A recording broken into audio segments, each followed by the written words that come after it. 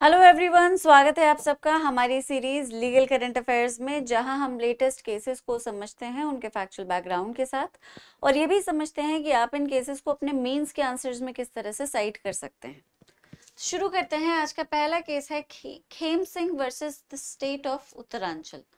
अब इस केस में क्या हुआ कि दो राइवल ग्रुप्स के बीच में एक हीटेड एक्सचेंज होता है। हीटेड एक्सचेंज होने के अगले ही दिन एक राइवल ग्रुप दूसरे राइवल ग्रुप पे अटैक कर देता है और अटैक भी उन्होंने बहुत वेपन्स के साथ किया। फायर आर्म्स थे उसमें, शार्प वेपन्स, ब्रेक, सब कुछ था। अब जो विक्टिम फैमिली थी, कंप्लेनेंट तारा सिंह, ताराचंद, उनके भाई वीरेंद्र सिंह, उनका बेटा खेम सिंह और उसकी पत्नी मिथिलेश, सब पे अटैक किया गया। अटैक इस कदर था कि वीरेंद्र सिंह की तो हत्या ही कर दी गई। ताराचंद और खेम सिंह को बहुत चोटें आई। खेम सिंह की इंजरी का नेचर इनफैक्ट परमानेंट था और मिथिलेश जो खेम सिंह की पत्नी है उनको भी शूट किया गया था, है ना, but she survived. So there were attacked by multiple accused person और सबके खिलाफ एफआईआर हुई, चार्जशीट फाइल हुई। 3 अक्यूज्ड का नाम लिया गया और तीनों के खिलाफ प्रोसिक्यूशन के पास अच्छा खासा एविडेंस था और ट्रायल कोर्ट ने तीनों को ही कन्विक्ट कर दिया। अब केस जो है वो नैनीताल हाई कोर्ट में जाता है। नैनीताल हाई कोर्ट ने इस कन्विक्शन को ही रिवर्स कर दिया और तीनों अक्यूज्ड को अक्विट कर दिया। इस क्रिप्टिक अनरीजन्ड ऑर्डर के अगेंस्ट जो इंजर्ड विक्टिम खेम सिंह थे, उन्होंने special leave petition supreme court के सामने फाइल की, challenging high court's acquittal order. Now this appeal was basically filed under section 372 of CrPC. ठीक है, सेक्शन 372 क्या था? Section 372 up until 2009 limited the statutory right to appeal. तो जो right to appeal है वो लिमिटेड है, and except for the statutory framework given in the code there is no other right that exists independently. मेरा मतलब है कि जब तक कोड नहीं परमिशन देता और उन सर्कमस्टांसेस को लिस्ट नहीं करता, तब तक आप अपील नहीं कर सकते। वही सर्कमस्टांसेस, वही कंडीशंस, वही सिचुएशंस और वही केसेस जिनमें कोड कहता है कि हाँ यहाँ आप अपील में जा सकते हैं, वहीं आप अपील में जा सकते हैं, उसके अलावा आप अपील नहीं कर सकते। अब सेक्शन 372 यही प्रोवाइड करता था, लेकिन 2009 में इस सेक्शन को अमेंड किया गया, एक प्रोवाइजो एक्ट की ऐड किया गया और विक्टिम को इंडिपेंडेंटली अपील करने का राइट दिया गया। तो स्टेट सेंट्रिक जो अप्रोच हुआ करती थी, जहां पे only state could have appealed, victim had to wait till the state went into appeal, ये खत्म कर दिया गया। विक्टिम का एक जो सिर्फ एक व्यूअरशिप और एक he was only present as a witness, he wasn't really participating in the entire prosecution, if one thinks about it, क्योंकि वो प्रोसिक्यूट नहीं करता था, वो प्रोसिक्यूशन को आगे भी नहीं ले जाता था, वो अपील भी नहीं करता था, राइट? तो वो ही वॉज अ मियर स्पेक्टेटर। तो इस अप्रोच को चेंज कर दिया गया और उसे भी पार्टिसिपेंट बनाया गया और उसको इंडिपेंडेंटली कहा गया कि अब तुम भी अपील फाइल कर सकते हो independently without obtaining a leave, a special leave from the high court, which was given under section 378, जहाँ पे कंप्लेनेंट को स्पेशल लीव ऑब्टेन करनी पड़ती थी हाई कोर्ट की बिफोर गोइंग टू अपील। ठीक है, और अगर हाई कोर्ट डिनाई कर दे ये स्पेशल लीव तो no right existed. Anyhow, तो उसे हाई कोर्ट की स्पेशल लीव लेने की जरूरत नहीं, वो अक्विटल के अगेंस्ट, इनएडिक्वेट कंपनसेशन के अगेंस्ट और conviction for a lesser offence के अगेंस्ट अपील में इंडिपेंडेंटली जा सकता था, स्टेट के का वेट किए बिना। ठीक, अब यहां तक सब कुछ सीधा था। प्रॉब्लम ये हुई कि अपील की पेंडेंसी के दौरान खेम सिंह की डेथ हो गई। खेम सिंह का जो बेटा था राजकुमार, उसने सब्सटीट्यूशन के लिए अप्लाई किया, that I want to be substituted as the legal heir. अब यहाँ पे एक समस्या आ जाती है, क्योंकि section 372 does not really provide the framework जहाँ पे सब्सटीट्यूशन किया जा सकता है। सीआरपीसी प्रोवाइड करता है सब्सटीट्यूशन, सेक्शन 394 में करता था, मतलब, है ना, लेकिन वो अक्यूज्ड के पॉइंट ऑफ व्यू से था कि अगर अक्यूज्ड की डेथ हो जाती है तो सब्सटीट्यूशन हो सकता है कि नहीं, अपील अबेट हो जाएगी, कब सब्सटीट्यूशन होगा, कैसे अबेटमेंट होगा।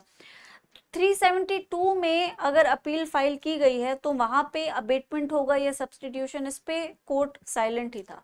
अब यही क्वेश्चन कोर्ट में आ गया। तो क्वेश्चन वाज कि under section 372 can a legal heir of the victim be substituted as the one carrying forward the case? क्या विक्टिम की जगह उसका लीगल रिप्रेजेंटेटिव आ सकता है, सब्स्टिट्यूट किया जा सकता है। क्या 372 में ये राइट है? ठीक है। राइट टू अपील एक्चुअली किस तरह का राइट है? Is it just a right to file the appeal और is it actually the right to prosecute a person? कि अपील फाइल करने का राइट आप दे रहे हैं विक्टिम को, लेकिन वो क्या कंस्टिट्यूट करता है कि वो अपील फाइल कर सकता है, यही उसका अधिकार है, या फिर वो प्रोसिक्यूट कर सकता है, मतलब केस को आगे ले जा सकता है, अक्यूज्ड को पनिशमेंट दिलवा सकता है ना, ये उसका राइट है। इन दोनों के बीच में डिफरेंशिएशन कोर्ट को करना था, और हाई कोर्ट का जो ऑर्डर था वो क्रिप्टिक था, अनरीजन्ड था, ये डिटरमाइन करना था। अब कोर्ट के क्या ऑब्जर्वेशंस थे? Victim's right to appeal, court ने ऑब्जर्व किया कि 2009 के अमेंडमेंट से 372 की डेफिनेशन, 372 में एक प्रोवाइजो ऐड किया गया और विक्टिम की definition under 2AA granted victims an independent statutory right to appeal against acquittals. ठीक है, लेसर कन्विक्शंस और इनएडिक्वेट कंपनसेशन, जो मैं बता ही चुकी, ये राइट इंडिपेंडेंटली ऑपरेट करता है। अब ये राइट इंडिपेंडेंटली ऑपरेट करता है and it is different than what is given under section 378 clause 4, जो कि कंप्लेनेंट का राइट था अपील करने का, और उस राइट को तभी एक्सरसाइज किया जा सकता था जब हाई कोर्ट परमिशन दे दे, है ना, हाई कोर्ट की स्पेशल लीव लगती थी।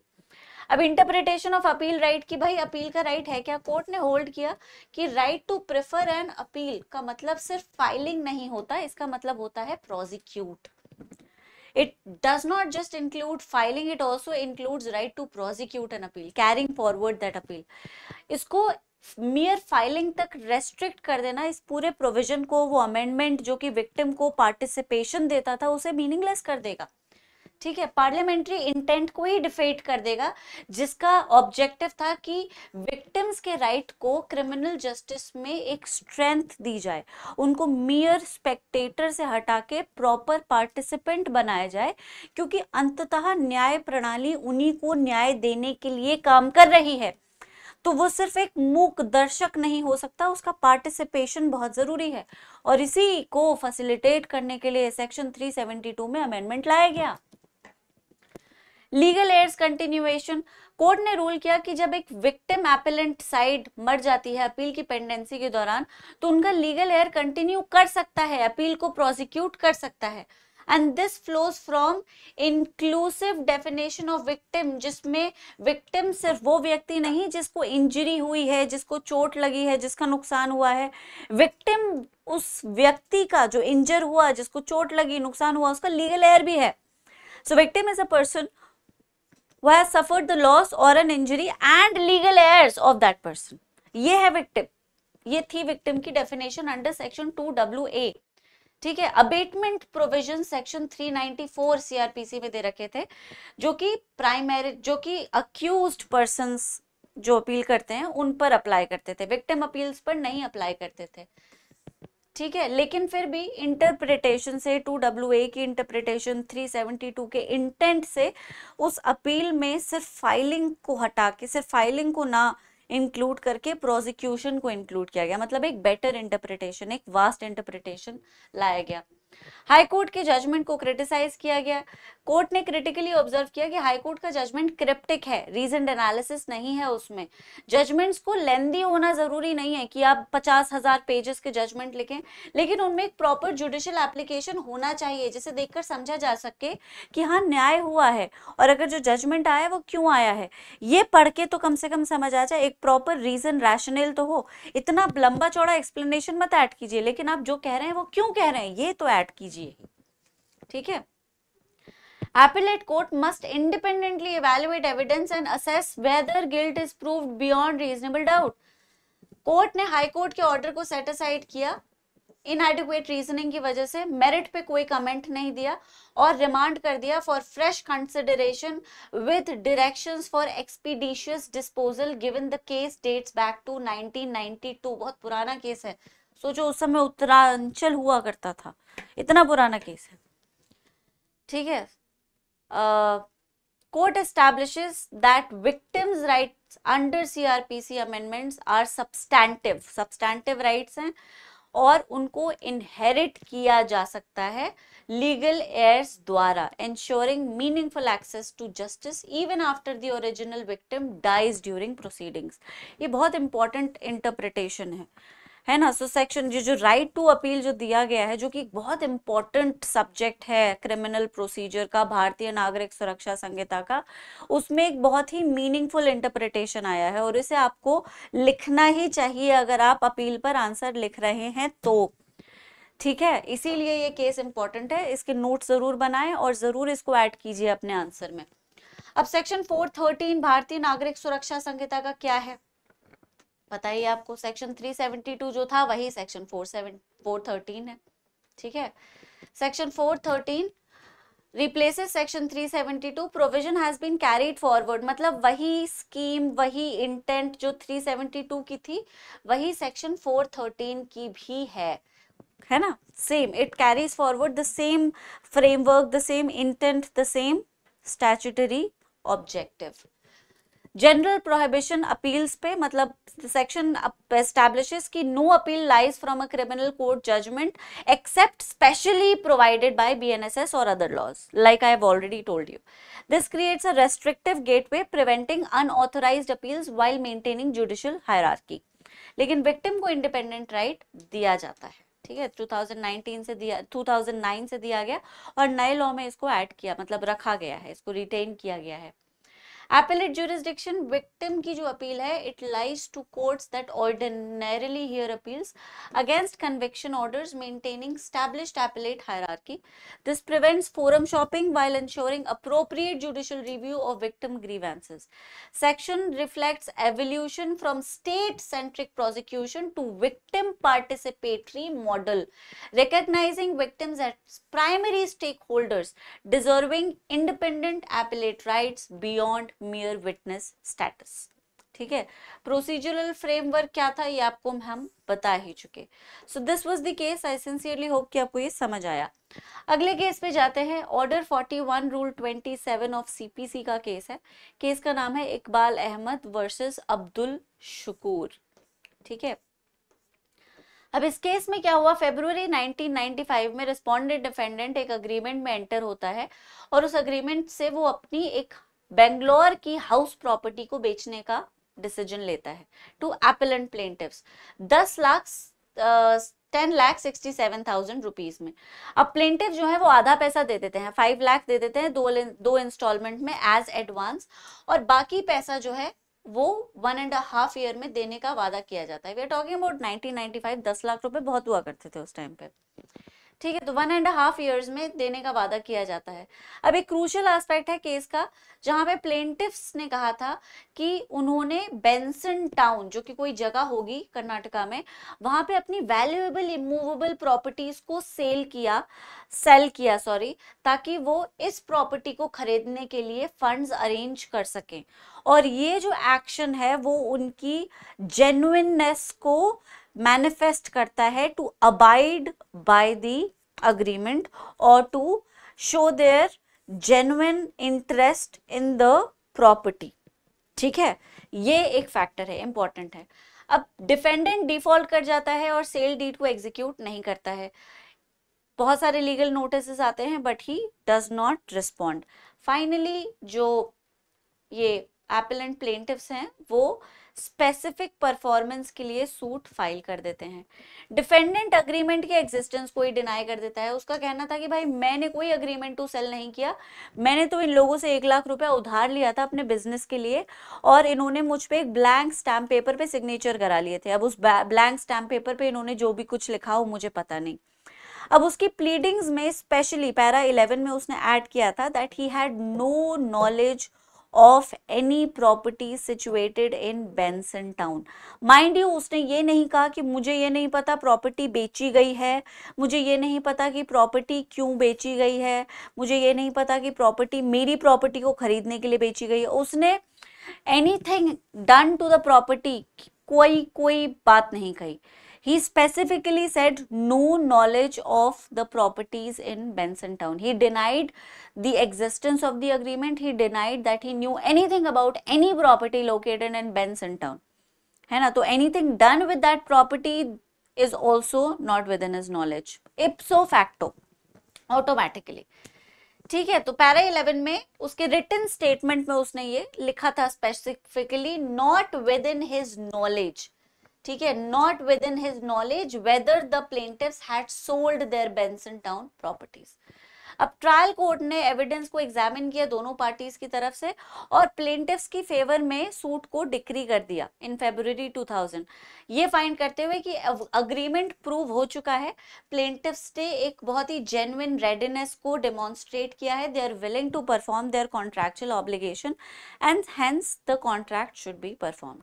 ठीक है, अब केस आगे बढ़ता है। हाई कोर्ट ने इस मतलब जो ये जो फाइंडिंग थी उनको रिवर्स कर दिया और अग्रीमेंट के एग्जिस्टेंस को मतलब कह दिया कि नहीं, ये एग्रीमेंट एग्जिस्ट नहीं करता, और द फैक्ट कि बेंसन टाउन की प्रॉपर्टीज, मतलब हाई कोर्ट ने रिवर्स कर दिया जजमेंट इन सिंपल वर्ड्स। तो ये लोग सुप्रीम कोर्ट पहुंच गए। अब देखो, सुप्रीम कोर्ट ने हाई कोर्ट के जजमेंट को सेट असाइड किया है और मैटर को रिमांड कर दिया फ्रेश कंसिडरेशन के लिए, डायरेक्टिंग की both appeal and the application for additional evidence be reconsidered in accordance with established legal principle. हुआ क्या था, हाई कोर्ट ने एडिशनल एविडेंस की डिमांड की थी, which it can, CPC order 41 rule 27 जो कि इस केस का मेजर एलिमेंट है, उसमें हाई कोर्ट स्पेशल या एडिशनल एविडेंस डिमांड कर सकता है एपेलेट स्टेज पे भी, जो कि ऑर्डिनरी केसेस में नहीं होता। उन्हें उसी मटेरियल को एग्जामिन करना होता है जो ऑन रिकॉर्ड ऑलरेडी प्रेजेंट है, मतलब जो भी कुछ फाइल होता है वो बिल्कुल इन फर्स्ट इंस्टेंस में ट्रायल स्टेज पे ही फाइल होता है। ठीक है, इंस्टीट्यूशन की स्टेज पे जो भी प्लीडिंग्स हैं, जो भी कुछ है, शुरुआत में ही आप फाइल कीजिए, उसी का पूरा एक फाइल मेंटेन किया जाएगा, उसी को ऑन रिकॉर्ड माना जाएगा और उसी को एपेलेट स्टेज पे एनालाइज भी किया जाएगा, क्योंकि अगर हर केस को बिल्कुल शुरू से देखने लगे तो फिर तो कभी कोई जजमेंट आ ही नहीं पाएगा। Anyway it takes a lot of time for a judgment to get disposed of. If every court is allowed to deal with the matter right from the scratch, a judgment would never come, a case will never get disposed of. So you start right where the court stopped. अब वहीं से शुरू करिए जहाँ पे court ने बंद किया था, शुरू से शुरू मत कीजिए, है ना। You start from the point where the first court ended its case. You don't start from the point the case started. I hope you got it. ठीक है, अब हाई कोर्ट ने एडिशनल एविडेंस मंगाया, एडिशनल एविडेंस फाइल हुआ और उस additional evidence के basis पे हाई कोर्ट ने ट्रायल कोर्ट का जजमेंट रिवर्स कर दिया था और इसके फेवर में जो डिफेंडेंट था इनिशियल केस में, उसके फेवर में जजमेंट दिया और अग्रीमेंट की प्रेजेंस को डिनाई कर दिया। अब सुप्रीम कोर्ट ने क्या देखा, अब उसमें क्या हुआ था कि शुरुआत में तो उसने मना कर दिया, उसकी ओरिजिनल प्लीडिंग में क्या था, not within his knowledge, ये था ओरिजिनल प्लीडिंग। हाई कोर्ट में उसने एडिशनल एविडेंस फाइल किया जहां पे उसने ये दिखाया कि बेंसन टाउन की कोई प्रॉपर्टी कभी नहीं बिकी।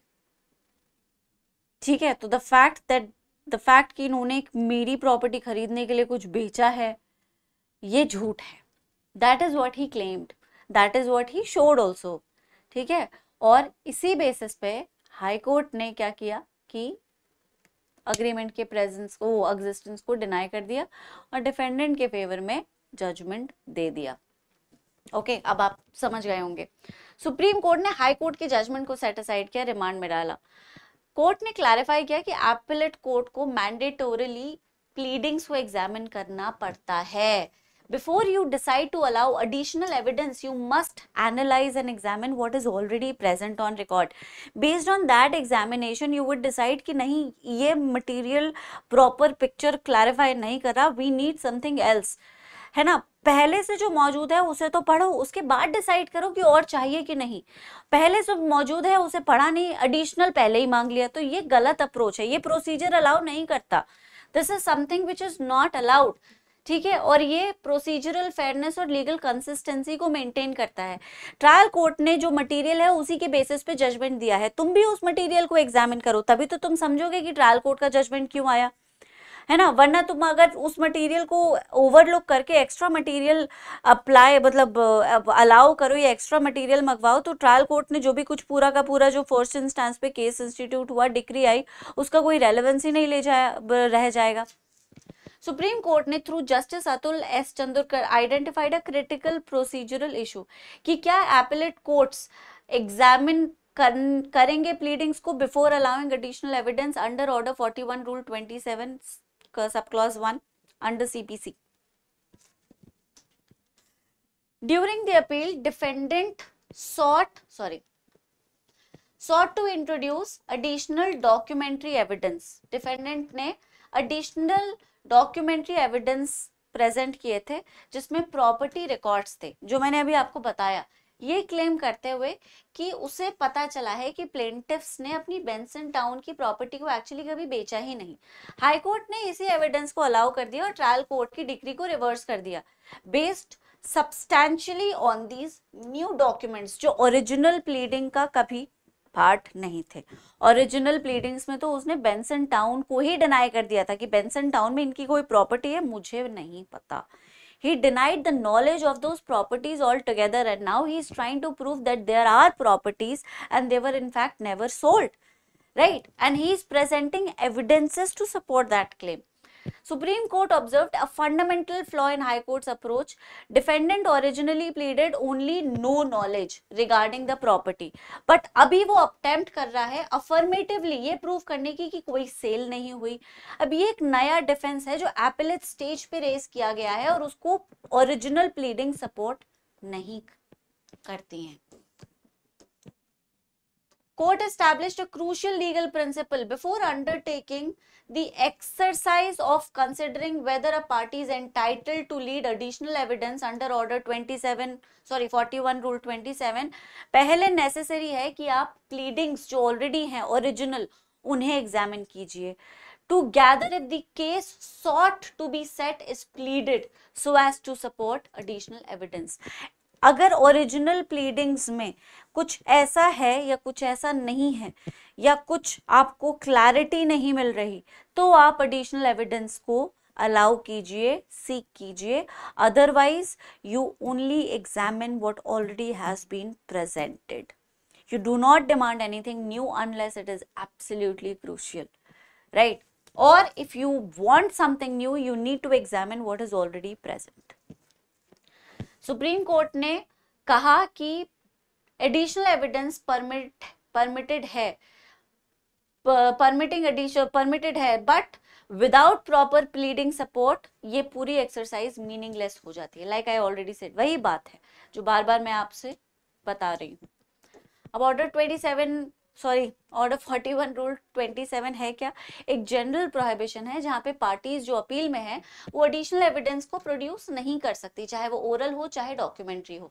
एपेलेट कोर्ट में as a matter of right, मतलब जो राइट वो ओरिजिनल केस मतलब कोर्ट ऑफ फर्स्ट इंस्टेंस में एक्सरसाइज कर सकती हैं कि जो भी मटीरियल ऑन रिकॉर्ड है, जो भी मटीरियल उनके पास है, to their knowledge, in their possession, वो सब कुछ प्रेजेंट करें, अपने केस को जितना मजबूत बना सकते हैं बनाएं, ठीक है। लेकिन वो सिर्फ वही इनिशियल स्टेजेस में ही ये सब कर सकते हैं। The right is given to them only in the court of first instance.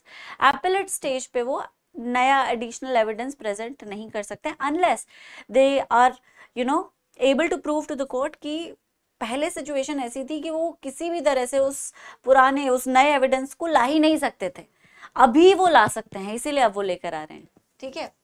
Exceptional circumstance additional evidence appellate court following circumstances में अलाउ कर सकता है, जहां पे कोर्ट जिसकी डिक्री से अपील प्रेफर की गई है उसने उस एविडेंस को एडमिट किया ही नहीं, मना कर दिया, और उसे वो एविडेंस एडमिट करना चाहिए था। They ought to have admitted that evidence but they didn't, और इसीलिए उसे एपेलेट स्टेज पे दिया जा रहा है कि देखिए पहले कोर्ट ने तो सुना नहीं, आप भी देख लो, है ना, इंपॉर्टेंट है, ये सुनना चाहिए था उनको। अगर इस तरह की सिचुएशन है तब एडिशनल एविडेंस अलाउ होता है।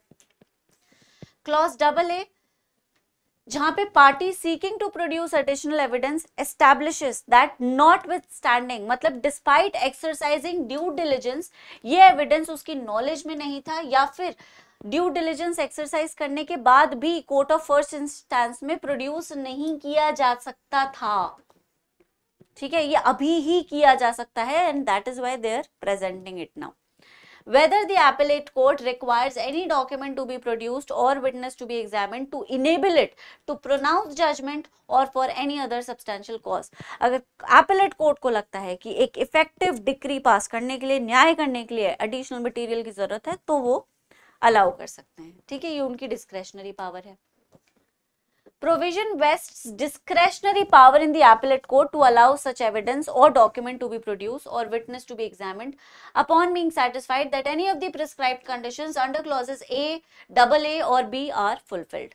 मैंडेटरी रिकॉर्डिंग रिक्वायरमेंट है, सब रूल 2 मैंडेट करता है कि जो भी एडिशनल एविडेंस अलाउ किया गया है जब भी to be produced by an appellate court, court shall record the reason for its admission, कि क्यों उसे अलाउ किया गया, क्यों उसको एडमिट किया गया, that has to be done, ताकि जुडिशियल अकाउंटेबिलिटी इंश्योर हो सके, इंश्योर की जा सके, ट्रांसपेरेंसी इंश्योर की जा सके in the exercise of the discretionary power, किसी आर्बिट्रेरीली एक्सरसाइज नहीं किया गया। Legislative intent provision trial court की फाइनलिटी में और एपेलेट कोर्ट की ड्यूटी में जस्टिस इंश्योर करने की, उसमें एक बैलेंस अचीव करने की कोशिश करता है, इसीलिए ये प्रोसीजरल सेफगार्ड दे रखा है। ठीक है, अब क्योंकि इसे फॉलो नहीं किया गया इसीलिए सुप्रीम कोर्ट ने हाई कोर्ट को फिर से फ्रेश रिमांड में एक केस भेजा है कि फिर से कंसिडर करो, ये तुमने गलत तरीके से केस का जजमेंट रिवर्स कर दिया है। ठीक है, so this was the case. I sincerely hope कि आपको दोनों केस समझ आए। दोनों इंपॉर्टेंट केस हैं, इंटरेस्टिंग भी है, बड़ी ही दिलचस्प एक नई इंटरप्रिटेशन को आपके सामने लेकर आते हैं, है ना। ऑर्डर 41 रूल 27 में भी कि पहले मटेरियल ऑन रिकॉर्ड को आप करिए एग्जामिन, उसके बाद एडिशनल एविडेंस अलाउ कीजिए। डिस्क्रेशनरी पावर पे भी लिमिट, जो कि रूल में स्पेसिफिकली नहीं दे रखी है लेकिन कोर्ट ने इंटरप्रेट की है। और विक्टिम का right to appeal actually inherit किया जा सकता है, ये एक नई इंटरप्रिटेशन है। तो दोनों ही लैंडमार्क जजमेंट्स का एक स्कोप रखते हैं, इन्हें जरूर मेंशन कीजिएगा अपने आंसर्स में, नोट्स जरूर बनाइएगा और इसी तरह के जजमेंट्स को अपने नोट्स में शामिल करते रहिए और हम आपके सामने इस तरह के जजमेंट्स लाते रहेंगे। अगले एपिसोड में मिलते हैं, तब तक सब आप अपना ख्याल रखें। Thank you so much, bye bye.